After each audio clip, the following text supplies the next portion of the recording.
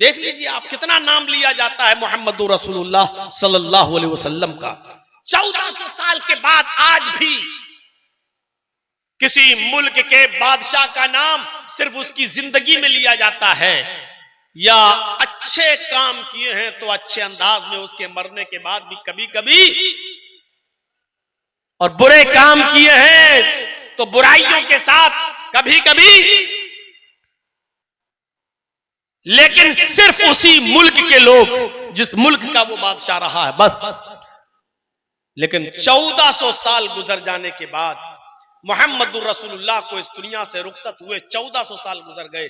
1400 साल के बाद सिर्फ हिंदुस्तान ही में नहीं, सिर्फ पाकिस्तान और बांग्लादेश में ही नहीं, बल्कि पूरी दुनिया के अंदर चले जाइए, वर्ल्ड का रिकॉर्ड देखिए, आज भी सारी दुनिया के मुसलमानों पर, आज भी सारी दुनिया के मुसलमानों के दिलों पर मोहम्मद रसूलुल्लाह सल्लल्लाहु अलैहि वसल्लम हुकूमत करते हुए नजर आएंगे।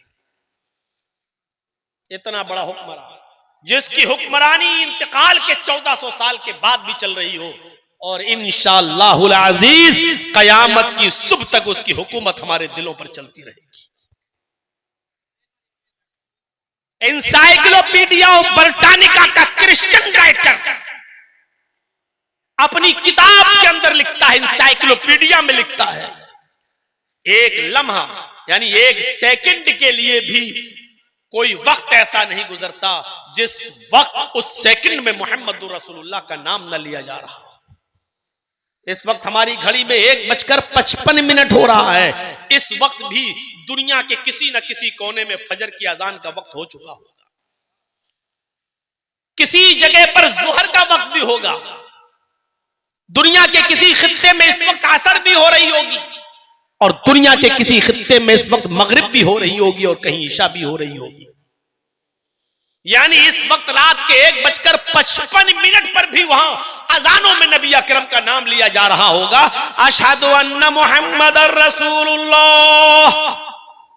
आधे मिनट के बाद फिर कहीं कायम हो रहा होगा, वहां नाम लिया जा रहा होगा, फिर 1 सेकंड के बाद कहीं और नाम अजान हो रही होगी, फिर 1 सेकंड के बाद कहीं और टाइम। एनसाइक्लोपीडिया ब्रिटानिका का क्रिश्चियन राइटर कहता है 1 सेकंड भी ऐसा नहीं जाता कि वो सेकंड खाली हो जिसमें मोहम्मद रसूलुल्लाह का नाम न लिया जा रहा हो।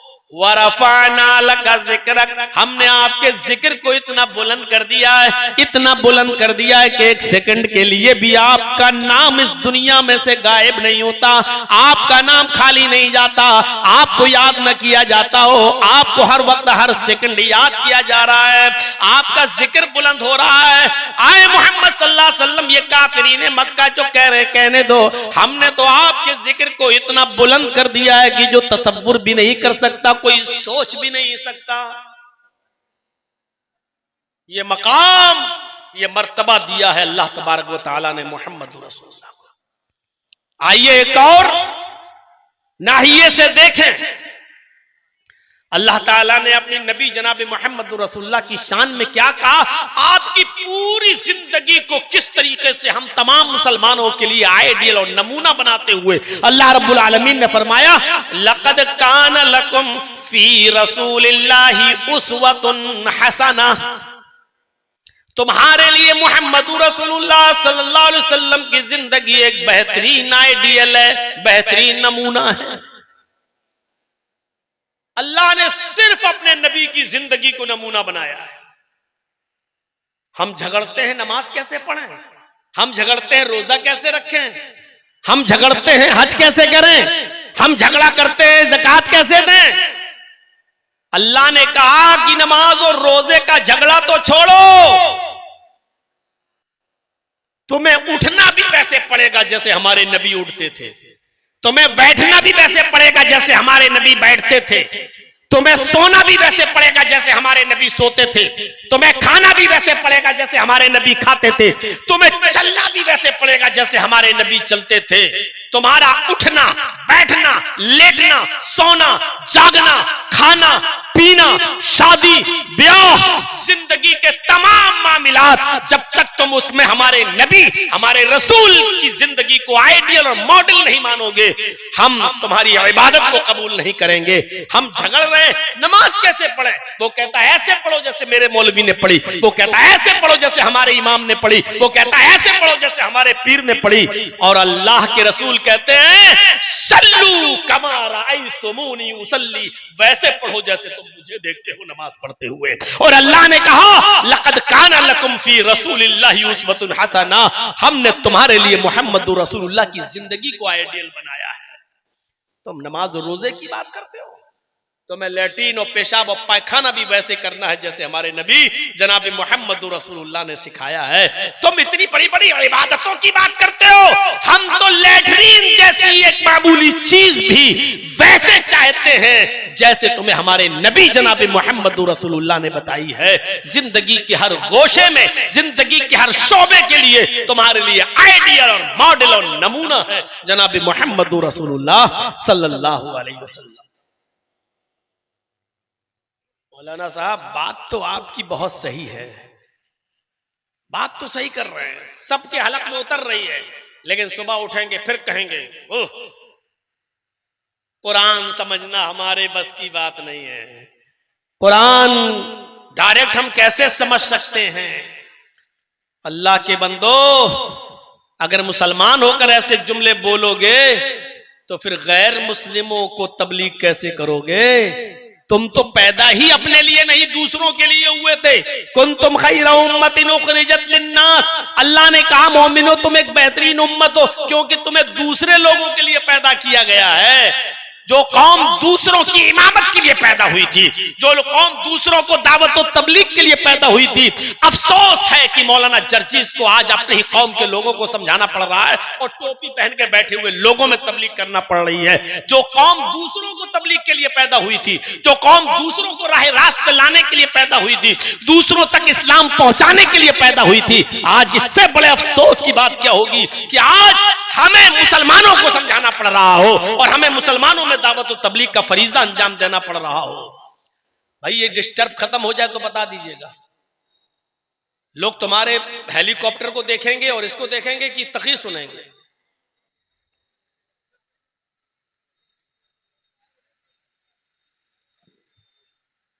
बस हो गए, जन्नतुल फिरदौस में जाओगे अब सीधे।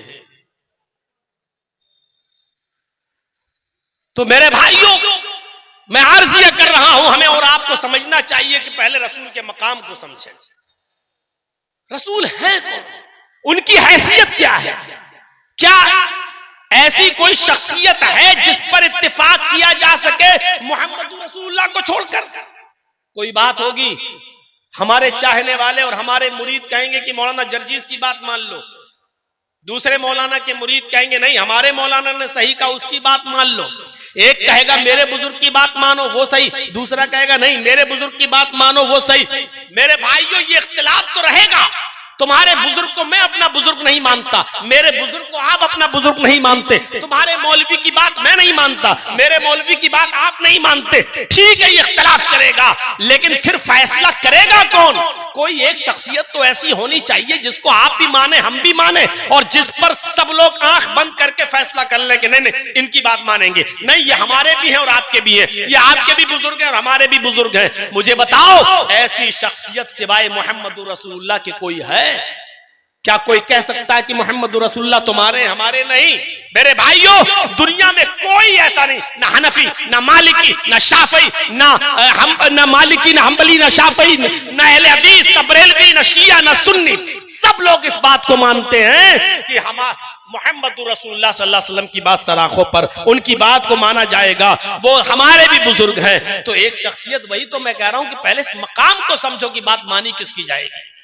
तुम बात करते हो नमाज और रोजे कैसे रखे जाओ, पढ़े जाएं। हमने तो उठना, बैठना, लेटना, सोना, जागना, खाना, पीना, हंसना, खेलना कूदना, यहाँ तक के पेशाब व पायखाना, शादी और ब्याह, जिंदगी के हर शोबे में हमने तुम्हारे लिए मोहम्मद रसूलुल्लाह सल्लल्लाहु अलैहि वसल्लम को आइडियल बना दिया है। यही वजह है कि अल्लाह के नबी सल्लल्लाहु अलैहि वसल्लम ने फरमाया, जब तुम कहीं पेशाब और लेटरिन कज़ाए हाजत की जरूरत पेश आ जाए तो इतनी दूर चले जाया करो कि जहां कोई नजर ना आए, और दरख्तों की आड़ में बैठकर तुम अपनी जरूरत से फारिग हो जाओ। और फिर आपने फरमाया कि तुम में से कोई भी शख्स कम से कम 3 पत्थर यानी 3 मिट्टी के ढेले या पत्थर से कम में इस्तंजा ना करे, पेशाब और लेटरिन न करे, कम से कम 3 पत्थर होना चाहिए, 3 ढेले। तो इस जब हजरत सलमान फारसी ने नबी अकरम सल्लल्लाहु अलैहि वसल्लम की इस हदीस का जिक्र जब किया और लोगों को बताया कि हमारे नबी ने फरमाया, तो यहूदियों ने कहा था कि आए सलमान, क्या इतनी जाहिल कौम मिली है तुम्हारे नबी को जो पेशाब और पायखाना करने का तरीका भी नहीं जानती? इतनी अज्जड़ कौम मिली है तुम्हारे नबी को जिसको पेशाब और पायखाना करने का तरीका भी बताया जा रहा है कि वो कम से कम 3 पत्थर इस्तेमाल कर लें। तो हजरत सलमान फारसी ने इसका जवाब देते हुए कहा था, अल्हम्दुलिल्लाह, अल्लाह का शुक्र है, आए यहूदियों, तुम अपनी माँ के पेट से ये सब सीख कर नहीं आए थे। तुम जब बड़े होते गए तो तुम्हारी माँ तुम्हें बताती गई, बेटा ऐसे बैठो, बेटा ऐसे इस हाथ का इस्तेमाल करो, इस हाथ से बर्तन पकड़ो। तुम अपनी माँ के पेट से सीख के नहीं आए। अल्लाह का शुक्र है कि मुझे ऐसा रसूल मिला जो माँ बाप की तरह हम पर शफकत करता है, और माँ बाप जिस तरीके से उंगली पकड़ के चलना अपने बेटे को सिखाते हैं, अपनी औलाद को सब कुछ, उसी तरीके से हमारे नबी हमें बताते हैं कि ऐसे पानी पियो, ऐसे खड़े होकर चलो, और लेटरिन की जरूरत हो तो इतनी दूर चले जाओ कि कोई देख ना सके, और बाएं पैर पर जोर देकर बैठो, और फिर अल्लाहुम्मा इन्नी अऊज़ु बिका मिनल खुब्सी वल खबाइस पढ़ो। और यह भी फरमाया कि अगर पानी न मिल सके तो 3 ताक ढेलों का कम से कम इस्तेमाल करो इस्तिंजे के लिए। अल्लाह का शुक्र है कि माँ बाप की तरह हमें सिखाने वाले नबी मिले हैं। मेरे भाइयों, जिस नबी ने हमें पेशाब और पायखाना करने तक का तरीका बताया हो, उसने हमें नमाज नहीं बताई होगी, उसने हमें रोजा नहीं बताया होगा, उसने हमें हज नहीं बताया होगा, उसने हमें ज़कात देने का तरीका नहीं बताया होगा, उसने हमें शादी करने का तरीका नहीं बताया होगा, उसने हमें मर्दों की फील्ड क्या है और औरतों की फील्ड क्या है, क्या ये नहीं सिखलाया होगा? हमें और आपको सोचना चाहिए। लक़द काना लकुम फी रसूलिल्लाहि उस्वतुन हसना, ऐ मेरे हबीब, ऐ लोगों, हमने तुम्हारे लिए मोहम्मद रसूलुल्लाह सल्लल्लाहु अलैहि वसल्लम की जिंदगी में बेहतरीन आइडियल रखा है, नमूना रखा है। कयामत के दिन अल्लाह ये नहीं पूछेगा जोहर की 10 पढ़ी थी कि 12 पढ़ी थी। कयामत के दिन अल्लाह ये नहीं पूछेगा इशा की 7 पढ़ी थी कि 17 पढ़ी थी। कयामत के दिन अल्लाह ये नहीं पूछेगा तरावी 20 पढ़ी थी कि 8 पढ़ी थी। मैं किसी चीज को ना सही कह रहा हूं, ना गलत कह रहा हूं, ना मैं मुफ्ती हूं। इतना जो पढ़ मैं बस जो बताना चाह रहा हूं, कोई आदमी अपने ऊपर न ले। कयामत के दिन अल्लाह ये नहीं पूछेगा। कयामत के दिन अल्लाह ये कहेगा कि तूने ये नमाज उस तरह पढ़ी या नहीं जिस तरह मेरे नबी जनाब मोहम्मद रसूलुल्लाह सल्लल्लाहु अलैहि वसल्लम ने बताई है। इसलिए कि मैंने आइडियल और नमूना किसी मुल्ला, मौलवी, पीर, वली, इमाम, मुहद्दिस को नहीं बनाया था। हमने आइडियल और नमूना मोहम्मद रसूलुल्लाह सल्लल्लाहु अलैहि वसल्लम को बनाया था। ये पूछेगा अल्लाह, मोहर किसकी है? अमेरिका की मोहर लगा दो अपने नोट पर, जबकि करेंसी वहां की महंगी है। आपके मुल्क में चल जाएगा वो नोट? नहीं चलेगा। अब आपको इतनी लंबी, इतनी स्टैंडर्ड मोहर लगी है अमेरिका की, फिर भी नहीं चल रहा, नहीं चलेगा। क्यों? आपके मुल्क में आपकी करेंसी चलेगी, चाहे उसकी कीमत घटिया ही क्यों ना हो, कभी ही क्यों ना हो। मेरे भाइयों, रकातों की तादाद कम ही क्यों ना हो, मोहर चलेगी जनाब मोहम्मद रसूलुल्लाह सल्लल्लाहु अलैहि वसल्लम की। हमें तो ताज्जुब होता है कि लोग अपनी अपनी किताबों में ऐसे मनगढ़ंत किस्से कैसे लिख देते हैं। एक किताब पढ़ रहा था, लिखा हमारे बुजुर्ग एक दिन में 2000 रकातें पढ़ते थे, 2000 रकातें पढ़ते थे, सुभान अल्लाह। और उस किताब में नीचे लिखा है, वहावड़ो, तुम्हारे यहां पर भी कोई ऐसा वली पैदा हुआ है जो एक दिन में 24 घंटे में 2000 रकातें पढ़ता हो? खुश होते हैं लोग ऐसे किस्से और कहानियां सुनकर।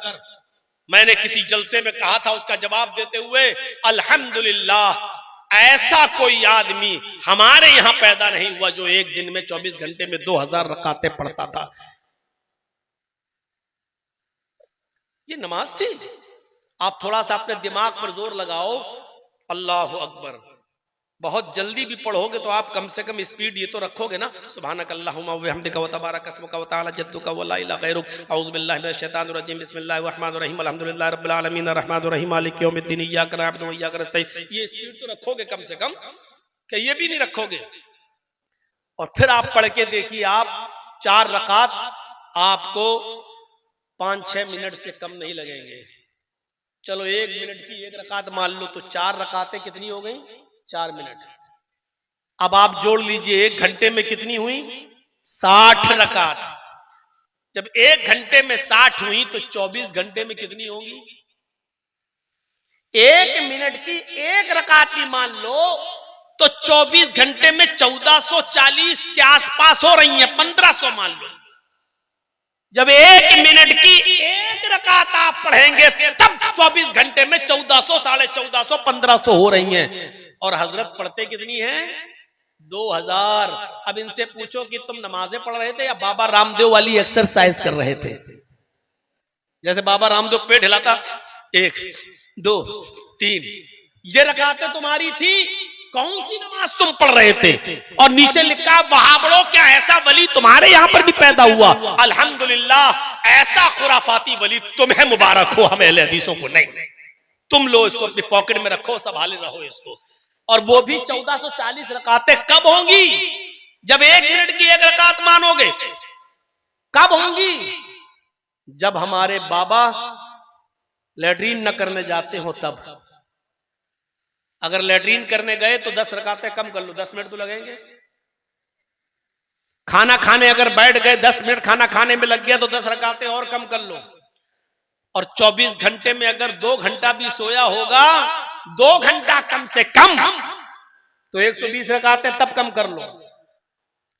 मेरे भाइयों, हर मिनट पर 1 रकात कम करते जाओ तो वो भी नहीं हो रही। 24 घंटे में 1440 रकातें तब होंगी जब पेशाब छोड़ो, लैट्रीन छोड़ो, और जो है सोना छोड़ो, खाना छोड़ो, पीना, सारी चीजें छोड़ो, तब जाकर 1440 रकातें हो रही हैं। मेरे भाइयों, आप अंदाजा लगाइए हम और आपका किन लोगों को फॉलो कर रहे हैं। इसीलिए अल्लाह के नबी जानते थे, अल्लाह ताला के ने जो आपको इल्म दिया था उसके एतबार से, तो आपने फरमाया, सल्लू कमा रायतुमूनी उसल्ली। नमाज वैसे मत पढ़ना जैसे और लोग पढ़ते हो मनमानी, नमाज वैसे पढ़ना जैसे तुम मुझे देखते हो नमाज पढ़ते हुए, जैसे तुम मुझे देखते हो। तो आइडियल और मॉडल कौन है? मोहम्मद रसूलुल्लाह सल्लल्लाहु अलैहि वसल्लम।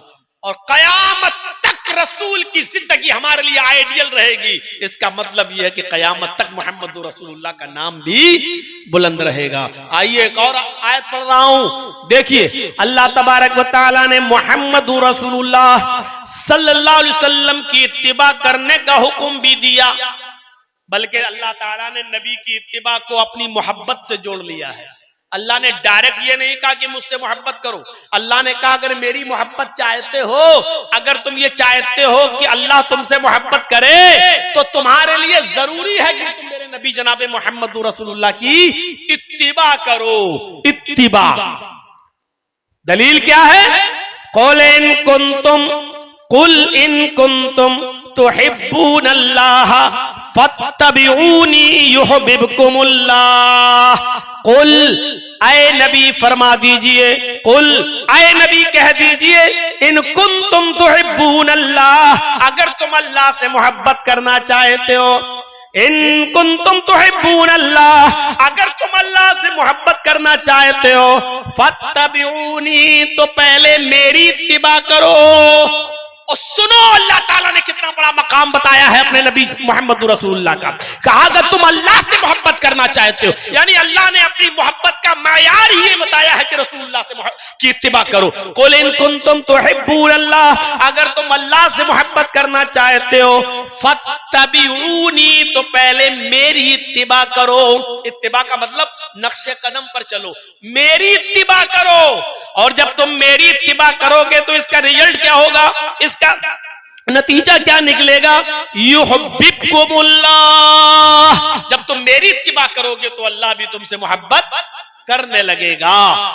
अल्लाह ताला ने अपनी मोहब्बत का मायार यही बताया है कि तुम मेरे रसूल की इत्तिबा करो। जब तक तुम मोहम्मद रसूलुल्लाह की इत्तिबा नहीं करोगे अल्लाह भी मोहब्बत नहीं करेगा। दुनिया में कितने लोग, कौन ऐसा मुसलमान है जो चाहे कि अल्लाह हमसे मोहब्बत नहीं करे? कोई ऐसा है जो चाहता है? और जिस दिन अल्लाह मोहब्बत करना छोड़ देगा मेरे भाइयों, दुनिया के अंदर कोई एक घूंट पानी भी पी पाएगा क्या? अल्लाह की बनाई हुई जमीन पर एक सेकंड भी वो कदम रख सकेगा? नहीं रख सकता है वो, अगर अल्लाह गजबनाक हो जाए और अल्लाह गुस्सा हो जाए। तो अगर चाहते हो कि अल्लाह तुमसे मोहब्बत करे, अगर चाहते हो कि अल्लाह तुमसे मोहब्बत करने लगे, तो उसके लिए जरूरी है कि पहले हम सब जनाब मोहम्मद रसूलुल्लाह की इत्तिबा करें। और क्लियर कर दिया, जब तक तुम रसूल की इत्तिबा नहीं करोगे, मेरे हबीब की इत्तिबा नहीं करोगे, अल्लाह भी तुमसे मोहब्बत नहीं करेगा। अल्लाह के रसूल सल्लल्लाहु अलैहि वसल्लम ने अपनी इताअत को दुखूल जन्नत का सबब बताया है। अपनी इताअत को, रसूलुल्लाह की इताअत भी, अभी इत्तिबा हो गई है, अल्लाह ताला ने इत्तिबा बता दी कि इत्तिबा किसकी करना है, रसूलुल्लाह की। और रसूलुल्लाह सल्लल्लाहु अलैहि वसल्लम ने फरमाया कि इताअत मेरी करोगे तो जन्नत में दाखिल होगे। इताअत जो मैंने कह दिया वो करो, हर हाल में करना है। अगर मिन हैसुर रसूल हमने तुम्हें कुछ दिया है तो उसको लेना है, हर हाल में करना है। अल्लाह के नबी सल्लल्लाहु अलैहि वसल्लम ने फरमाया कि अगर तुम जन्नत में जाना चाहते हो, दुखूल जन्नत चाहते हो, जन्नत में एंट्री चाहते हो, तो पहले मेरी इताअत करो। बुखारी उठाइए, किताबुल एतिसाम बिल किताब व सुन्नाह का चैप्टर खोलिए और किताबुल एतिसाम बिल किताब व सुन्नाह के अंदर ये हदीस पूरी पढ़ जाइए। हजरत अबू हुरैरा इस हदीस के रावी हैं। व अन अबी हुरैरा रज़ियल्लाहु तआला अन्हु अन्ना रसूलुल्लाह सल्लल्लाहु अलैहि वसल्लम क़ाल कुल्लु उम्मती यदखुलूनल जन्नत इल्ला मन अबा क़ालू मन या अबा या रसूलल्लाह क़ाल मन अतानी दखलल जन्नत व मन असानी फ़क़द अबा। अल्लाह के नबी सल्लल्लाहु अलैहि वसल्लम फरमाते हैं मेरी पूरी की पूरी उम्मत जन्नत के अंदर दाखिल होगी। कुल्लु उम्मती यदखुलूनल जन्नह, मेरी पूरी उम्मत जन्नत के अंदर दाखिल होगी, इल्ला मन अबा, लेकिन वो दाखिल नहीं होगा जिसने मेरा इनकार किया। ऐसा कौन शख्स है जो अल्लाह के रसूल का इनकार कर दे? मुसलमान भी हो, कलमा भी पढ़ता और इनकार भी करे। अल्लाह के नबी सल्लल्लाहु अलैहि वसल्लम फरमाते हाँ ऐसे लोग मेरी उम्मत में होंगे जो मेरा इनकार करेंगे, मुझे मानेंगे भी और इनकार करेंगे। उनकी दो क्वालिटी होगी, एक शख्स वो होगा जो मुझे मानने का दावा करेगा और इताअत भी करेगा, और एक शख्स वो होगा जो मुझे सिर्फ मानेगा लेकिन मेरी बात नहीं मानेगा, मेरी बात का इनकार करेगा, मेरी बात नहीं तस्लीम करेगा। फरमाया मन अतानी दखलल जन्नह, जिसने मेरी इताअत की वो जन्नत के अंदर दाखिल होगा। व मन असानी फ़क़द अबा, और जिसने मेरी नाफरमानी की उसने मेरा इनकार किया। रसूलुल्लाह की नाफरमानी करने वाला रसूल को मानता ही नहीं है, रसूलुल्लाह का नाफरमान रसूल का इनकार कर रहा है। अल्लाह के नबी ने फरमाया मन अतानी दखलल जन्नत, जो मेरी इताअत करेगा वो जन्नत में दाखिल होगा। हजरत जुलैबीब का वाकया सुने हैं आपने? जुलैबीब जिनकी शक्ल सूरत बड़ी कबीह, बड़े काले कलूटे, जहां से रिश्ता आता, एक मर्तबा लड़की जब जुलैबीब को देखती तो कहती नहीं हम नहीं करेंगे इनसे शादी, रिश्ता टूट जाता। अल्लाह के नबी सल्लल्लाहु अलैहि वसल्लम ने जुलैबीब की हालत देखी तो सोचा कि जुलैबीब का निकाह होना चाहिए। इस्लाम लाने के बाद शक्ल सूरत की कोई हैसियत नहीं, छोटे बड़े की कोई हैसियत नहीं, काले गोरे की कोई हैसियत नहीं, अमीर और गरीब की कोई हैसियत नहीं। आपने एक लेटर लिखवाया और वो लेटर मदीने के इंतहाई कोने में एक अंसारी सहाबी को दिया। उनकी एक लड़की थी बहुत खूबसूरत, हसीनो जमील, जुलैबीब को वो लेटर देकर भेजा, क्या है जुलैबीब इस लेटर को ले जाओ और उस अंसारी सहाबी को दे देना, उसके घर को दस्तक देना। अगर सहाबी बाहर निकले, अंसारी बाहर निकले तो मेरा सलाम अर्ज करना और ये लेटर दे देना। वो लेटर पढ़ेंगे और अपनी बेटी का निकाह तुम्हारे साथ कर देंगे। जुलैबीब उस लेटर को लेकर जाते हैं, उस खत को लेकर जाते हैं और मदीने के उस कबीले में, उस गांव में पहुंचते हैं। उस अंसारी का मकान पूछते हैं, दरवाजे को दस्तक देते हैं, अंसारी बाहर निकलता है। हजरत जुलैबीब ने सलाम किया, उन्होंने जवाब दिया, फिर कहा कि अल्लाह के नबी सल्लल्लाहु अलैहि वसल्लम ने आपको सलाम कहा है और ये खत दिया है। उस अंसारी ने जब उस खत को पढ़ा तो आग बबूला हो गया, कहने लगा जुलैबीब तुम्हारी हिम्मत कैसे हुई मेरे दरवाजे पर आने की? अपनी बेटी का निकाह मैं तुम्हारे साथ कर दूं, मेरी चांद जैसी खूबसूरत बेटी, मेरी चांद जैसी हसीन और जमील बेटी, और तुम अपनी शक्ल सूरत भी किसी आईने में देख कर आए हो और मैं अपनी बेटी का निकाह तुम्हारे साथ कर दूं, नहीं हो सकता है। जुलैबीब ने कहा कि मुझे तो अल्लाह के रसूल ने भेजा है और कहा है कि ये लेटर दे देना, मैंने तो ये खत दिया है, बाकी आप समझ लें। ये आवाज उस बेटी के कानों में भी जाती है जो घर के अंदर से सुन रही थी। उसने अपने बाप को आवाज दी और कहा अब्बू जरा लेटर दे गए। उसने उस खत को पढ़ा और पढ़ने के बाद कहने लगी, अरे अब्बू जान, इस लेटर में तो सबसे पहले जो लफ्ज लिखा हुआ है, जो अल्फाज लिखे हुए हैं, वो ये लिखा हुआ है कि हाज़िही रिसालतुम मिन जानिब मुहम्मदिर रसूलिल्लाहि सल्लल्लाहु अलैहि वसल्लम, कि ये लेटर, ये खत तुम्हें मोहम्मद अल्लाह के रसूल सल्लल्लाहु अलैहि वसल्लम की तरफ से दिया जा रहा है। इस लेटर के लफ्ज ये नहीं है, अल्फाज ये नहीं है हाज़िही रिसालतुम मिन मुहम्मद इब्न अब्दुल्लाह, इसमें ये नहीं लिखा कि मोहम्मद इब्न अब्दुल्लाह की तरफ से दिया जा रहा है। इस लेटर में लिखा है कि ये खत में मोहम्मदुर रसूलुल्लाह, अल्लाह के रसूल की तरफ से दिया जा रहा है। आय अब्बू जान, ये लेटर मोहम्मद इब्न अब्दुल्लाह ने नहीं, मोहम्मदुर रसूलुल्लाह ने दिया है। और रसूलुल्लाह का मतलब यह है कि उनकी हर बात को मानना हमारी जिम्मेदारी है। हाँ, अगर मोहम्मद इब्न अब्दुल्लाह की हैसियत से देते तो हम ठुकरा देते, छोड़ भी देते कि कोई गुनाह नहीं, लेकिन ये तो रसूलुल्लाह लेटर दे रहे हैं। आपकी दो हैसियतें, आपने मोहम्मद रसूलुल्लाह की हैसियत से ये लेटर दिया है। आए अब्बू जान, अगर आप मेरा निकाह जुलैबीब से नहीं करेंगे तो मैं अपने आप को जनाब मोहम्मद रसूलुल्लाह के सामने पेश कर दूंगी और कहूंगी कि मेरी पूरी जिंदगी आप पर निछावर है, आप जो हुक्म देंगे मैं करने के लिए तैयार हूं। आए मेरे अब्बू, इस्लाम लाने के बाद मैं अपनी मर्जी की मालिक तो न रही, इस्लाम लाने के बाद मैं अपने दिल की मालिक तो न रही। इस्लाम लाने का मतलब ही है कि मैंने अपनी लगाम जनाब मोहम्मद रसूलुल्लाह के हाथों में दे दी है। बाप ने जब अपनी बेटी का ये जुमला सुना तो कहने लगा, बेटी जरा उसकी शक्ल सूरत तो देख, जरा उसके चेहरे की तरफ तो देख। लड़की ने जो जवाब दिया वो उर्दू के किसी शायर ने नकल कर किया है इस अंदाज में कि जब बाप ने कहा कि बेटी जरा इसकी शक्ल सूरत तो देख, जरा इसके चेहरे पर नजर तो डाल, तो लड़की कहने लगी, न आने वाले को देख, न जाने वाले को देख, न आने वाले को देख, न जाने वाले को देख, देखना ही है तो खत के भेजने वाले को देख। माना कि शक्ल है इसकी बदसूरत, माना कि शक्ल है इसकी बदसूरत और जिस्म है इसका मांद, मगर खत का भेजने वाला तो है 14वीं का चांद। गोया कि बेटी ने इस अंदाज में अपने बाप को समझाया और बाप अपनी बेटी को लेकर मोहम्मदुर रसूलुल्लाह के पास आए।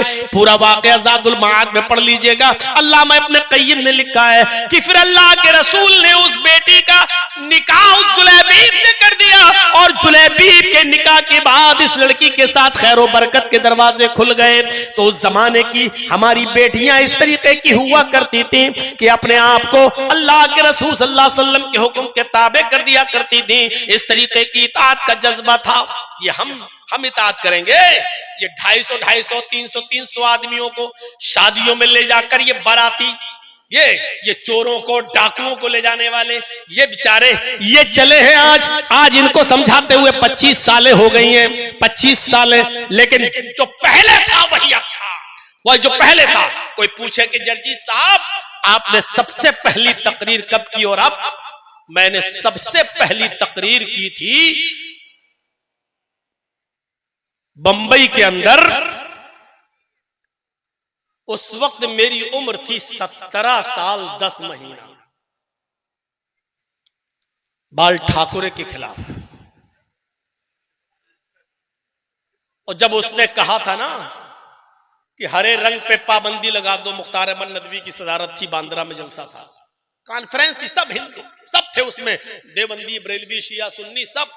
तो बाल ठाकुरे ने कुछ कह दिया था कि मोहम्मद अय्याश, मक्कार, ये इस तरीके के जुमले बोले थे उसने कि एक बीवी से पेट नहीं भरा तो 11-11 बीवी रखता था, और जब मैं देश का प्रधानमंत्री बनूंगा तो हरा रंग बंद कर दूंगा, ये मुसलमानों का रंग है, इस्लामी रंग है, और मैं इस पे पाबंदी लगा दूंगा। तो उस वक्त मुझे लोग लेके गए, मैं बंबई में प्रोग्राम में नहीं गया था, लेकिन मैं वहां था। तो नदवी साहब कहने लगे, मुख्तार साहब चलिए तुम अच्छा बोल लेते हो तो 10 मिनट का टाइम तुम्हें भी दिलवा देंगे बोलने के लिए। तो मैं गया, लेकिन इत्तेफाक ये था कि उधर भी सबसे बाद में हमको टाइम मिला, जैसे आज मिलना है। 17 साल 10 महीने का था मैं। तो जब मैंने तकरीर शुरू की, सब लोग तो ऐसे ही बोल रहे थे, ये उबैदुल्लाह खां आज़मी वगैरह सब थे उसमें, तो ये सब ऐसे ही बोल रहे थे, ठाकुर जी माफी मांगे, ठाकुर जी माफी मांगे, उनको ऐसा नहीं बोलना चाहिए, हमारे नबी की शान में गुस्ताखी हुई है, जब तक माफी नहीं मांगेंगे एहतजाज होते रहेंगे, जुलूस निकलते रहेंगे। अब मेरे अंदर इतनी अकल वकल नहीं थी। 17 साल 10 महीना जब मेरा नंबर आया तो मैंने 8 मिनट का टाइम क्या बोलूंगा मैं, नहमदु व नुसल्ली अला रसूलिल करीम, इसी में 1-2 मिनट निकल गए। अब 6 मिनट की तकरीर में मैंने कहा कि हमारे नबी की तो 11 बीवी थी, जिनका जिक्र 7 तो बीवी थी, और 11 और एक मारिया किप्तिया को जोड़ लो जो बांधी थी तो 12। तो आपको 12 बीवी रखने वाला, 11 बीवी रखने वाला अय्याश नजर आ रहा है। बस मैंने उसमें कह दिया था कि हमारे ठाकुर जी जरा ये बताएं कि महाभारत में लिखा है कृष्ण जी की जो है, कृष्ण कन्हैया की 16,108 है, उनके बारे में तुम्हारा क्या ख्याल है? अगर 11 बीवी रखने वाला अय्याश है तो 16,108 रखने वाला, और बांसुरी बजाते सबको इकट्ठा कर लेते, अपने पास बिठा लेते, और कहा जाता चारों तरफ गोपियां बीच में कन्हैया, इसके बारे में क्या ख्याल है? अब पुलिस वाले सतर्क हो गए, ये क्या बोल रहा है, ये क्या, सब चारों तरफ। अब मुझे इतनी अकल कहां, मैंने कहा चले हैं इस्लामी रंग, हरे रंग पे पाबंदी लगाने की बात। अरे कितने हरे रंग पे पाबंदी लगाओगे?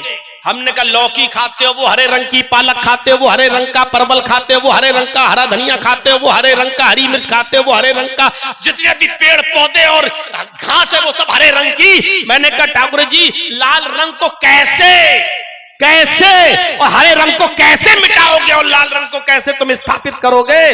अगर हरे रंग को मिटाओगे तो लौकी खाना छोड़ो, पालक खाना छोड़ो, हरी सब्जी खाना बंद करो, और लाल रंग तो एक ही होता है, या तो टमाटर खाओ या वो खाओ जो हम लोग खाते हैं। बस इतना ही बोला और उसी वक्त पकड़ लिया गया वहीं पर, चलो। और उस वक्त इतना पतला दुबला था कि वो हथकड़ी भी मेरी हाथ से निकल जाती थी, ऐसे वो डालता था वो निकल जाती थी। और 24 घंटे हमको रखा वहां दादर के लॉकअप में, और वो तो फाइनल तो हो रहा था लेकिन बच गया, 2 महीने कम था, नाबालिग निकला, इसलिए हमको जेल तक नहीं पहुंचाया गया। तो मेरे भाइयों 17 साल 10 महीने वो मेरी पहली तकरीर थी। उसके बाद से जब कर रहे हैं तो आज मेरी 45-46 ईयर, अब यहां से आप अंदाजा लगा लो कि कितने साल का जमाना गुजर चुका है। अब 46-45 के बाद अब आप जोड़ लो 18 से इतने सालों से मैं तकरीरें कर रहा हूं। अब कोई आदमी अगर मुझसे पूछे कि जर्जी साहब इतने जलसे आपने किए, इतनी कॉन्फ्रेंसें की, कितना फर्क आपको इन जलसों से मिला है और इन इजलास में आपने क्या सीखा और कितना फर्क नजर आया, तो मैं कहूंगा 0। अभी तक कोई फर्क नहीं पड़ा। जो आज से 25-30 साल पहले जो जहेज चलता था, आज भी वही जहेज।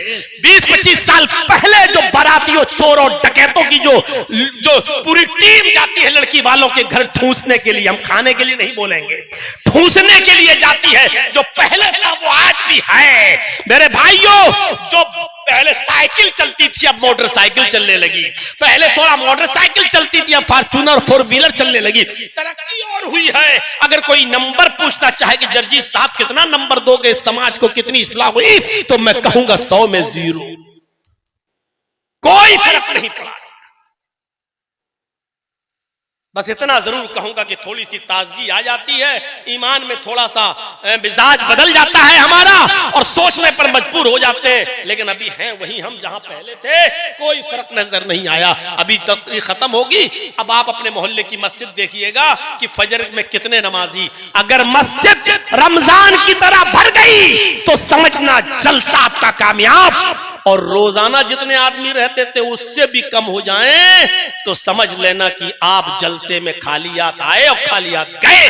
आपने आंखें फोड़ी हैं, आपको कुछ सवाब नहीं मिलेगा, क्योंकि जलसे जिस मकसद से होते वो मकसद ही पूरा नहीं हो रहा है, तो काहे का सवाब, किस बात की नेकी। अभी फजर की आजान और नमाज मस्जिदें बतला देंगी कि इस जलसे का कितना असर हुआ है, इस इजलास का कितना असर हुआ है। आप देख लीजिएगा, बहुत ज्यादा आपको सोचने की जरूरत नहीं, सिर्फ फजर की नमाज पढ़ने के बाद आप खुद सोच लीजिएगा कि कितना असर हुआ है इस इजलास का। आपकी मस्जिदें बता देंगी, आपके मोहल्ले की मस्जिदें बता देंगी कि इस जलसे का कितना असर हुआ है। मौलाना जो बोल रहे थे वही बोलिए, ऐसे तो फिर कोई आदमी जलसा ही नहीं कराएगा। वो आप सोचिए, आपका काम है, ये इताअत थी, ये इताअत। अल्लाह के नबी जनाब मोहम्मद रसूलुल्लाह सल्लल्लाहु अलैहि वसल्लम के जमाने में एक लड़की कह रही कि मुझे है?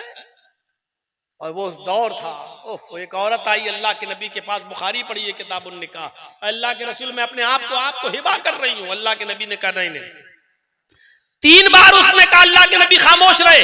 एक सहाबी कहने लगे अल्लाह के रसूल अगर आप निकाह नहीं करना चाहते तो मेरे साथ कर दीजिए ना, मैं करने के लिए तैयार हूं। अल्लाह के नबी ने उस सहाबी से कहा तुम करोगे? उस औरत से पूछा तुम इसके साथ करोगी? कहने लगी आई तो आपके लिए थी, अगर आप नहीं करना चाहते तो इसके साथ कर दीजिए।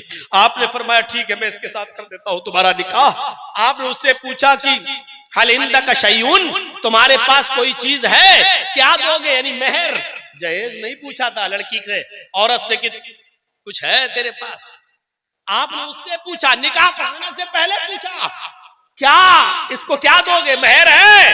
कहने लगा मा इंदी शैउन, कुछ नहीं है मेरे पास। आपने कहा जाओ अपने घर कुछ लेकर आओ। वो गया और आने के बाद कहता माँ वजद तो शैयन या रसूलुल्लाह, कुछ नहीं मिला मुझे घर पर अल्लाह के रसूल। आपने कहा दोबारा जाओ, इल्तमिस खातम मिनल हदीद, लोहे की अंगूठी मिल जाए तो वही ले आओ। वो दोबारा गया, घर पे आया, कहा अल्लाह के रसूल मेरे घर पे लोहे की अंगूठी भी नहीं है, सोने की नहीं लोहे की। कहा लोहे की अंगूठी भी नहीं हो, चले हो निकाह करने, क्या दोगे तुम अपनी बीवी को मेहर? कहने लगा कुछ नहीं है मेरे पास। मायूस हो गया, जाने लगा। आपने कहा कहां जा रहे हो? कहा अल्लाह के रसूल जा रहा हूँ खेती बाड़ी करने, खेत में जा रहा हूँ काम करने। अरे मेरे माँ बाप तो हैं, उनको तो उनकी खिदमत तो मैं ही करता हूँ, जब कुछ है ही नहीं तो निकाह हो ही नहीं सकता, जाऊं कुछ कमाऊं कुछ हासिल करूं। आपने फरमाया इधर आओ, तुम्हें कुरान याद है? कितना याद है? अब देखो घर में कुछ नहीं है, कुछ नहीं है। तो कहा कि कुछ तो होगा। कहा कुछ नहीं, एक लुंगी है, इंदी इज़ारुन या रसूल अल्लाह, अल्लाह के रसूल एक लुंगी है मेरे पास। आपने कहा अच्छा एक लुंगी है कहां? अरे उसी को ले आओ यार, वही दे दो। कहने लगा पुरानी है। आपने कहा बनी रहने दो लेकिन इसको दे दो। कहता अल्लाह के रसूल अगर इसको दे दूंगा तो मैं क्या पहनूंगा, वही पहन के तो सोता हूं मैं। कहा अच्छा तो तुम वो भी नहीं दे सकते हो? आधी फाड़ के दे दूंगा, यानी एक लुंगी का टुकड़ा, आधा टुकड़ा इसको आधा मैं, कम से कम कहीं बिछा के बैठने के काम तो आ जाएगा। अल्लाह के नबी ने कहा फिर आधी लुंगी का वो क्या करेगी, उसके भी तो किसी काम की नहीं रहेगी। अरे देना तो पूरी दो, नहीं तो आधी किस काम की? कहने लगा पूरी तो नहीं दे सकता, फिर मेरे पास कुछ नहीं रह जाएगा घर में। अल्लाह के नबी सल्लल्लाहु, गौर कीजिए, एक लुंगी पुरानी और शादी करने का सपना, शादी करने का ख्वाब, कोई सोच सकता है ये इस्लाम की सादगी पर? अल्लाह के नबी ने कहा ये बताओ कुरान कितना याद है? कहने लगा सूरह हमें हाका याद है, सूरह मुल्क याद है, सूरह हश्र याद है, सूरह दहर याद है, सूरह कयामा याद है, सूरह नबा याद है। अल्लाह के नबी सल्लल्लाहु अलैहि वसल्लम ने जब उसकी जबान से ये सूरतों के नाम सुने तो आपकी आंखों में आंसू आ गए। रोते हुए कहते हैं कि इतनी सूरतें तुम्हें याद हैं? फरमाया हाँ। कहिए तो मैं सुनाऊं। अल्लाह के नबी ने फरमाया क्या यही सूरतें तू अपनी होने वाली बीवी को सिखा देगा? क्या यही सूरतें तू अपनी होने वाली बीवी को याद करा देगा?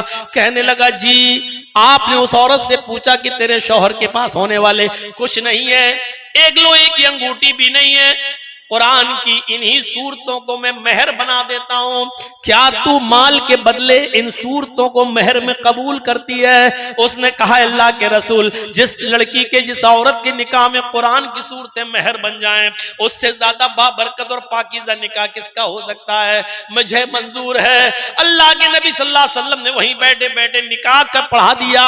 चूंकि उस औरत का वली कोई नहीं था, क्योंकि उसके बाप इंतकाल कर चुके थे, इसलिए अल्लाह के रसूल खुद काजी की हैसियत से आप उसके वली बन गए और आपने उस औरत को वहीं से रुखसत कर दिया। ना चोरों का पता, ना बारातियों का पता, ना डकैतों का पता, ना हल्दी का पता, ना मलीदे का पता, ना उबड़ने का पता, मेरे भाइयों, ना जहेज का पता। और आज 1400 साल के बाद भी सादा शादी के तस्करे मौलवी जर्जीस आपकी महफिल में कर रहा है। मुझे बताओ, अडानी ने अपनी बेटी की शादी की है, उसका जिक्र कितने दिन चला? ज्यादा से ज्यादा 1 महीना 2 महीना। उसके बाद आज अडानी के उस शादी को जो उसने अपने बेटे की थी, और करोड़ों रुपया, अरबों रुपया खर्च कर दिया, आज उसका जिक्र कोई करने वाला नहीं है। लेकिन इस सादगी के साथ होने वाले निकाह का जिक्र 1400 साल के बाद की महफिल में हो रहा है और कयामत तक होता रहेगा। मेरे भाइयों, अल्लाह के रसूल सल्लल्लाहु अलैहि वसल्लम की इताअत करो। और अल्लाह ताला ने फरमाया, अल्लाह के नबी ने फरमाया, मन अतानी दखलल जन्नह, जो मेरी इताअत करेगा वो जन्नत में दाखिल होगा। व मन आसानी फकत दबा, और जिसने मेरी नाफरमानी की उसने मेरा इनकार कर दिया। मेरे भाइयों, यहां से हमें और आपको सोचना पड़ेगा कि अल्लाह ताला ने क्या मकाम दिया। रसूल की इताअत को दुखूल जन्नत का जरिया बना दिया, सबब बना दिया। रसूल की इताअत करोगे तो जन्नत में दाखिल होगे। यानी जन्नत का दाखिला हमें तभी मिलेगा जब हम रसूल की इताअत करेंगे। दुनिया में कितने पैगंबर आए? 1 लाख, 1.25 लाख, 1.5 लाख, 1,24,000 जो कही जाती है। कोई फिक्स गिनती नहीं बताई गई हदीस में, और जिसमें बताई गई वो हदीस सही नहीं है। मेरे भाइयों, जरा हम अंदाजा लगाएं, इतने नबियों में ये मकाम और ये मर्तबा सिर्फ मोहम्मद रसूलुल्लाह सल्लल्लाहु अलैहि वसल्लम को मिला कि अल्लाह ताला ने अपने पास बुलाया और मेराज की दौलत से माला माल किया, आसमानों की सैर कराई। मोहम्मद रसूलुल्लाह से पहले किसी ने भी आसमानों की सैर नहीं की। कुरान पढ़िए, सुब्हानल्लज़ी असरा बिअब्दिही लैलन मिनल मस्जिदिल हराम इलल मस्जिदिल अक़सा, सुब्हानल्लज़ी असरा बिअब्दिही लैलन मिनल मस्जिदिल हराम इलल मस्जिदिल अक़सा। बाबरकत है वो जात जो ले गई अपने बंदे मोहम्मद रसूलुल्लाह सल्लल्लाहु अलैहि वसल्लम को रातों ही रात मस्जिद हराम से बैतुल मक़दिस तक। कितनी बड़ी सआदत। और फिर बैतुल मक़दिस से आप ने 7 आसमानों का सफर किया, जन्नत देखी, जहन्नम देखी, और वहां से फिर रिटर्न वापस भी आ गए। यहां आप देखिए कितना बड़ा मकाम अल्लाह तबारक व तआला ने दिया है। कोई ये ना कहे कि अल्लाह के रसूल गए थे, नहीं, अल्लाह ले गया था। बहुत से लोग कहते हैं ना, तुम तो अपने जैसा इंसान मानते हो, तो अल्लाह के रसूल अगर तुम्हारे जैसे इंसान थे तो वो आसमानों पर गए, तुम क्यों नहीं जाते हो? जाओ, जाकर दिखाओ। मोहम्मद रसूलुल्लाह नहीं गए, ये तुम्हारी भूल है, अल्लाह ले गया। कुरान के अल्फाज पढ़िए, सुब्हानल्लज़ी असरा बिअब्दिही, बाबरकत है वो जात जो ले गई अपने बंदे को, अल्लाह ले गया। और अल्लाह कैसे ले गया, ये सवाल करना कुफ्र है। ये सवाल नहीं कर सकते हो अल्लाह के बारे में कि अल्लाह कैसे ले गया। अगर ये सवाल करोगे अल्लाह कैसे, इसका मतलब यह कि तुम अल्लाह को कमजोर मानते हो। अल्लाह कैसे ले गया, इसका मतलब यह कि तुम अल्लाह को कमजोर समझते हो। तुम्हारा अकीदा अल्लाह के बारे में सही नहीं है। सुब्हानल्लज़ी असरा बिअब्दिही लैलन मिनल मस्जिदिल हराम इलल मस्जिदिल अक़सा, बाबरकत है वो जात जो ले गई अपने बंदे को, यानी अल्लाह ले गया। अल्लाह कैसे ले गया हमें नहीं मालूम, हम सिर्फ इतना जानते हैं, इन्नल्लाह अला कुल्लि शैइन क़दीर, वो हर चीज पर कादिर है। वो मोहम्मद रसूलुल्लाह को ले जाने पर भी कादिर है। जब बैतुल मक़दिस पहुंचे, मकाम देखो, हजरत जिब्राइल अलैहिस्सलातु वस्सलाम ने वुजू करवाया। अल्लाह के नबी बैतुल मक़दिस में पहुंचकर वुजू कर रहे हैं। आपकी नजर पड़ी, तमाम पैगंबर बैठे हुए, सफे लगाए हुए। आपने पूछा ये कौन है? जिब्राइल अलैहिस्सलाम ने कहा ये अंबिया किराम है, ये सारे पैगंबर हैं। अल्लाह रब्बुल आलमीन ने इनको दुनिया में बैतुल मक़दिस में भेज दिया है। अल्लाह के नबी सल्लल्लाहु अलैहि वसल्लम ने जब वुजू बनाया तो जिब्रील ने हाथ पकड़ा और हाथ पकड़कर मुसल्ला इमामत पे खड़ा कर दिया। आपने फरमाया जिब्रील मुझे यहां कहां खड़ा कर रहे हो? फरमाया मैंने आपको मुसल्ला इमामत पे खड़ा कर दिया है। अल्लाह के नबी ने पूछा जिब्रील मुझे क्या करना है? कहा आपको नमाज पढ़ाना है। कहा इनको क्या करना है? मेरे पीछे जो ये तमाम सफे लगाए बैठे हुए हैं इनको क्या करना है? जवाब दिया आए मोहम्मद सल्लल्लाहु अलैहि वसल्लम इनको आपके पीछे नमाज पढ़ना है। अल्लाह के नबी खड़े हो गए और आपने इमामत की और तमाम नबियों ने आपके पीछे नमाज पढ़ी। सारे पैगंबरों ने मोहम्मद रसूलुल्लाह सल्लल्लाहु अलैहि वसल्लम के पीछे नमाज पढ़ी। आपने बैतुल मक़दिस में 2 रकात नमाज पढ़ाई। सारे पैगंबरों ने आपके पीछे 2 रकात नमाज अदा की। मेरे भाइयों ये नमाज पढ़ाना मकसद नहीं था और अंबियाए किराम का नबी के पीछे नमाज पढ़ना मकसद नहीं था, बल्कि पूरी दुनिया को ये मैसेज देना था, पूरी दुनिया को ये पैगाम देना था कि लोगों अब किसी पीर पे झगड़ा खड़ा मत करना, किसी इमाम पे झगड़ा खड़ा मत करना। नमाज कैसे पढ़ो? किस इमाम के तरीके पर पढ़ो, किस मौलवी के तरीके पे पढ़ो, किस पीर के तरीके पे पढ़ो, ये झगड़ा खड़ा मत करना। हमने तुम्हें वो इमाम दिया है जो सारे पैगंबरों का इमाम है, हमने तुम्हें वो नबी दिया है जो सारे अंबिया का इमाम है और जिसके पीछे सारे पैगंबरों ने नमाज पढ़ ली। जब सारे नबी जिसकी इब्तिदा में नमाज पढ़ सकते हैं तो उस नबी को तुम अपना नबी क्यों नहीं मान सकते हो? जब सारे नबियों ने और रसूलों ने उसको अपना नबी मान लिया, अपना इमाम मान लिया है, तो फिर तुम्हें भी उनको अपना इमाम मानना होगा। अब इमामत पे झगड़े खड़े मत करना। तुम्हारा सबसे बड़ा इमाम इमाम कायनात मोहम्मद रसूलुल्लाह सल्लल्लाहु अलैहि वसल्लम है। मेराज की रात ये मैसेज दिया गया, ये पैगाम दिया गया, कोई तुम्हारा बुजुर्ग नहीं है, बुजुर्ग मोहम्मद रसूलुल्लाह है, तुम्हारा कोई इमाम नहीं है, इमाम मोहम्मद रसूलुल्लाह सल्लल्लाहु अलैहि वसल्लम है। ये मैसेज, ये पैगाम दिया गया मेराज की रात। सुब्हानल्लज़ी यसरा बिअब्दी लैलन मिनल मस्जिदिल हराम इलल मस्जिदिल अक़सा। अंदाजा लगा सकते हैं आप? गौर करेंगे आप? ये मकाम मिला है मोहम्मदुर रसूलुल्लाह सल्लल्लाहु अलैहि वसल्लम को। और एक मकाम ये मिला मेरे भाइयों कि अल्लाह ताला ने सारी कायनात के लिए, पूरी दुनिया के लिए मोहम्मदुर रसूलुल्लाह को रसूल बनाया। इससे पहले जितने भी नबी से पहले जितने भी नबी आए वो पूरी कायनात के लिए नहीं आए, सिर्फ अपनी कौम के लिए या अपने कबीले के लिए आए। और मोहम्मदुर रसूलुल्लाह को अल्लाह ने क्या मकाम दिया? सारी कायनात के लिए। वमा अरसलनाका इल्ला काफ़तन लिन्नासी बशीरन व नज़ीरा। वमा अरसलनाका इल्ला काफ़तन लिन्नासी बशीरन व नज़ीरा। ऐ मोहम्मद सल्लल्लाहु अलैहि वसल्लम हमने आपको सारी कायनात के लिए खुशखबरी देने वाला और अल्लाह के अजाब से डराने वाला बनाकर भेजा। इतना बड़ा मकाम सारी कायनात के लिए मोहम्मद को अल्लाह का रसूल, अल्लाह का पैगंबर बनाया गया सल्लल्लाहु अलैहि वसल्लम। खुशखबरी देने वाला और डराने वाला बनाकर भेजा गया है। हजरत ईसा अलैहिस्सलाम ने भी अपनी कौम को यही कहा था। क्या कहा था?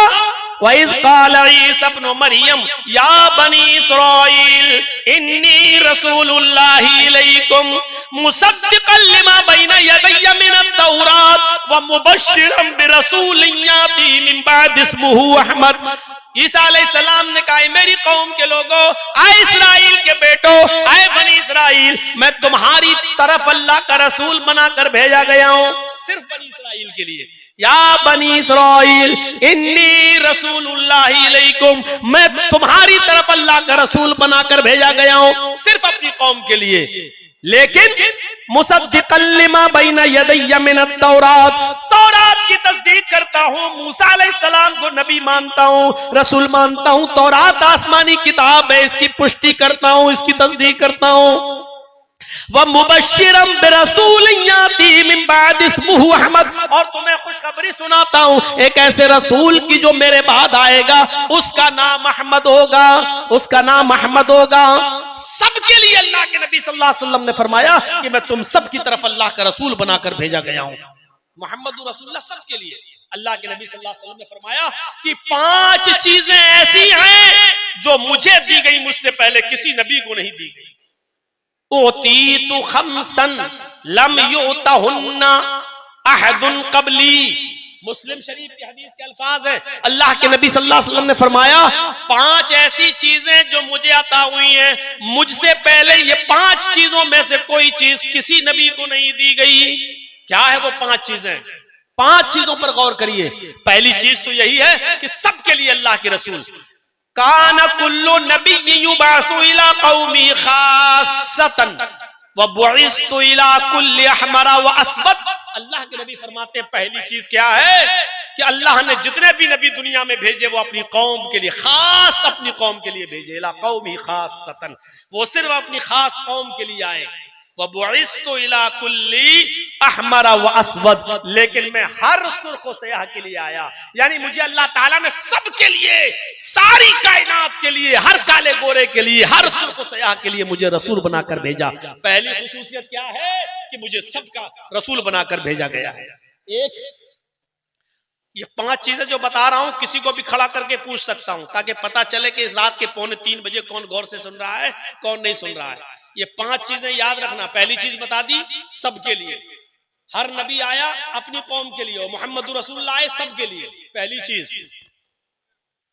दूसरी चीज पर गौर कीजिए, व उहिल्लत लियल गनाइम वलम तुहल्ल लि अहदिन क़ब्ली। दूसरी चीज, माले गनीमत को मेरे लिए हलाल किया गया। मुझसे पहले अल्लाह रब्बुल आलमीन ने माले गनीमत किसी के लिए हलाल नहीं किया था। मुझसे पहले भी जितने नबी आए, जंगें हुई, लड़ाइयां हुई, और जो जंगों में माल लूटा जाता था, जो छोड़ के लोग भागते थे, वो किसी के लिए हलाल नहीं था। लेकिन अल्लाह रब्बुल आलमीन ने मेरे लिए, मेरे सहाबा के लिए जो जंगें लड़ रहे हैं उनके लिए माले गनीमत को हलाल करार दिया है। उहिल्लत लियल गनाइमु, हमारे लिए माले गनीमत को अल्लाह ने हलाल किया है। कितने लोग जो जंगों में लड़ते थे और भागते थे, माल छोड़कर, बीवी छोड़ के, बच्चे छोड़ के, इन सबको ले लिया जाता था, और जो औरतें पकड़ी जाती थी उनको लौंडी बना लिया जाता था। मेरे भाइयों, माले गनीमत को हलाल किया गया। तो पहली चीज अल्लाह के रसूल सबके लिए, आपकी बेअसत सबके लिए। दूसरी चीज, माले गनीमत की हिल्लत जो नबी अकरम से पहले किसी और नबी के लिए जायज नहीं था। तीसरी चीज पर गौर करो, व जुइलत लियल अर्जु तय्यबन व तहूरन व मस्जिदन अय्युमा रजुलिन दरकतहु सलातु सल्ला हैसु कान। तीसरी चीज अल्लाह के नबी सल्लल्लाहु अलैहि वसल्लम फरमाते हैं कि अल्लाह रब्बुल आलमीन ने मेरे लिए पूरी रूए जमीन पाक बना दी है। वह तहूरन, और पाकी हासिल करने की चीज भी बना दी है। वह मस्जिदन, और मस्जिद बना दी है। मुझसे पहले जितने भी पैगंबर इस दुनिया में आए वो सिर्फ अपनी इबादत गाहों में नमाज पढ़ सकते थे, कहीं और नहीं। लेकिन अल्लाह ने मेरे लिए सारी जमीन पाक कर दी है। बल्कि पाकी भी हासिल की जा सकती है। तहूरन, मसलन पानी नहीं मिल रहा वुजू के लिए, तो पाक मिट्टी पर हाथ मारो, फूको, तयम्मुम करो, चेहरे पे फेरो, दाया बाया हाथ एक दूसरे पर, तयम्मुम हो गया, आप नमाज पढ़ सकते हो। अल्लाह ने मेरे लिए इस जमीन को पाक भी बनाया है, और पाकी हासिल करने की चीज भी बनाया है, और मस्जिद भी बनाया है सजदा करने की जगह पे। कोई जरूरी नहीं है मस्जिद बहुत दूर है, अज़ान नमाज का वक्त हो गया, हम कहां जाएं?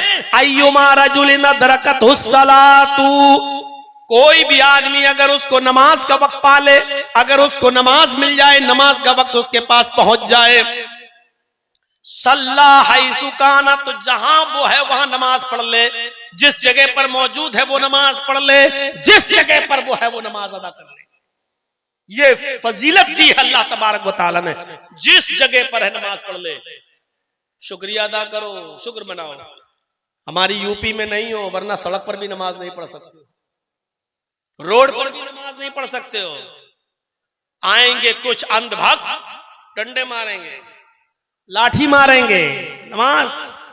और मुसलमानों, इस वक्त बहुत ज्यादा होश के नाखून लेने की जरूरत है, जज्बात में बहने की जरूरत नहीं है।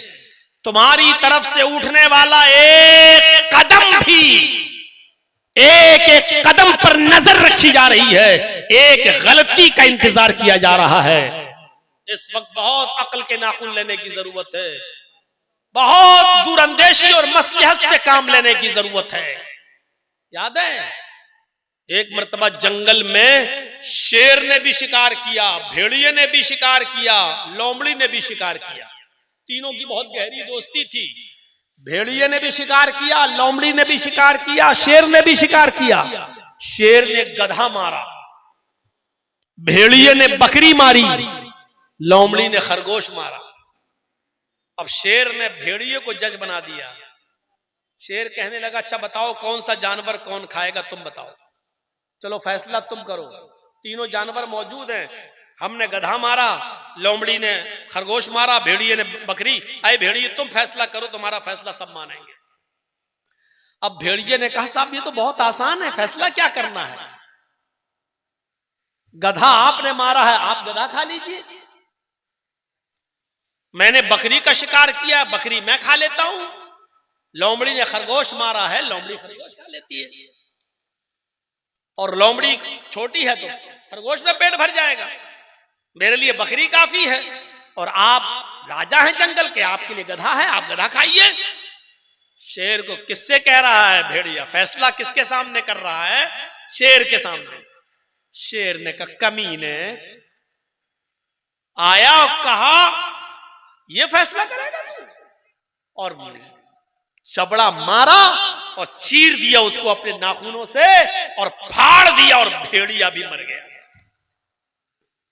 डले साहब लंबे लंबे। लोमड़ी से कहा कमीना फैसला करना जानता नहीं, कैसा फैसला किया, तुम करो फैसला। लोमड़ी से कहा तुम करो, कौन खाएगा। लोमड़ी तो समझ गई। लोमड़ी ने कहा अरे भाई जंगल के राजा आप हैं और इसमें फैसला क्या करना है, ये चारों जानवर आपके हैं। सुबह नाश्ते में खरगोश खा लीजिए, जब आपको थोड़ी सी भूख लगे 12-1 बजे का टाइम हो, दोपहर का टाइम हो, तब आप गधा खा लीजिए।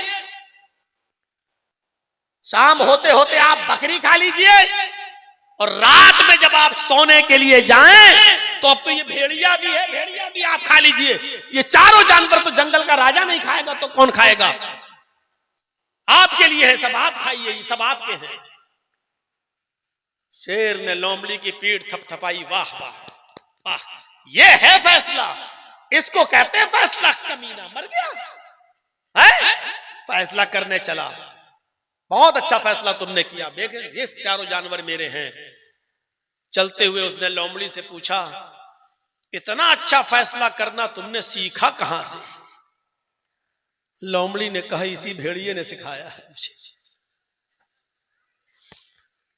लोमड़ी के इसी जवाब पर पूरा मामला छिपा हुआ है। लोमड़ी ने क्या कहा, अरे जंगल के राजा इसी भेड़िए ने सिखाया है। यानी कह गई ये भेड़िए ने ऐसा फैसला न किया होता तो मरता, ये मेरी मजबूरी है, भेड़िए से मैंने बहुत कुछ सीख लिया है, इसलिए सब तुम खाओ। तो मेरे भाइयों इस वक्त खूनख्वार मैंने सुना तो दिया, लेकिन मेरे खूनख्वार कहने का मकसद कौन है आप अच्छी तरह समझ रहे हैं। मेरे मुंह से नाम मत खिलवाओ, बहुत बार जेल जा चुका हूं, अब नहीं जाना चाह रहा हूं। और इस वक्त बड़ी मसलहत का तकाजा यह है कि लोमड़ी वाली मसलहत हमें और आपको अपनाना है कि सांप भी मर जाए और लाठी भी न टूटे। मेरे भाइयों ये मसलहत का तकाजा है, वरना हाल वो होगा कि आप अपने दिफा में भी कुछ नहीं कह सकते। जैसे एक घाट पर शेर और बकरी दोनों पानी पी रहे थे, और बकरी की तरफ से, शेर की तरफ से बहता हुआ पानी बकरी की तरफ जा रहा था। एक तालाब था और शेर जहां पानी पी रहा वहां से बहता हुआ पानी बकरी की तरफ आ रहा है। शेर भी पानी पी रहा, बकरी भी पानी पी रही है। पानी पीने के बाद शेर ने कहा ए बकरी, तूने मेरा पानी झूठा क्यों कर दिया, तूने मेरा पानी झूठा क्यों किया। बकरी कहने लगी बादशाह सलामत, जंगल के राजा, मैंने आपका पानी कहाँ झूठा किया है, पानी तो आपकी तरफ से बहता हुआ आ रहा था, आपका झूठा पानी मैं पी रही थी, आप जहां पानी में मुंह मार रहे थे वहां से बहता हुआ पानी मेरे पास आया, मैं तो आपका झूठा पानी पी रही थी, हमने पानी को झूठा कहां किया है। पानी तो आप झूठा कर रहे थे और आपका वो पानी मैं पी रही थी, मैंने पानी झूठा नहीं किया। शेर ने कहा कमबख्त मुंह चलाती है, जवाब दे रही है मुझे, उठा और उसने बकरी को फाड़ दिया और खा गया। यानी बकरी अपनी दिफा में बोली थी और बकरी की बात सही थी कि आपका पानी झूठा था, वो मैं पी रही थी। तो मेरे भाइयों, इस वक्त उसी कंडीशन में आप बैठे हुए हैं कि आप अपने दिफा में सही बात भी नहीं बोल सकते हो, सही जुमला भी नहीं कह सकते हो। इस वक्त बहुत ही ज्यादा अक्ल के नाखून लेने की जरूरत है और बहुत ही ज्यादा दूरअंदेशी और मसलहत से काम लेने की जरूरत है, जज्बात की राह में बहने की जरूरत नहीं। इसलिए वो तरीका अपनाइए जो लोमड़ी ने अपनाया, सांप भी मर जाए और लाठी भी न टूटे। मैं आपको बुज़दिल नहीं बना रहा हूं, मैं देख चुका हूं, मुझे हालात मालूम है। जो लोग चाहते हैं कि जर्जी साहब ये बोले वो बोले और जो सुनना है, मैंने देखा कि जब जर्जी साहब 4 और 5 महीने के लिए जेल में जाते हैं तो कितने लोग आते हैं और कितने लोग साथ देते हैं और कितने लोगों की हमदर्दियां रहती हैं। ये सारे तजर्बे मुझे अच्छी तरीके से हो चुके हैं। इसलिए याद रखिए, आपकी मुसीबत में आपके कोई काम नहीं आएगा, आपकी परेशानियों में आपके कोई काम नहीं आएगा। अस्सलाम वालेकुम दोस्तों, अगर आपको ये बयान पसंद आया हो तो वीडियो को लाइक और चैनल को सब्सक्राइब करना ना भूलें।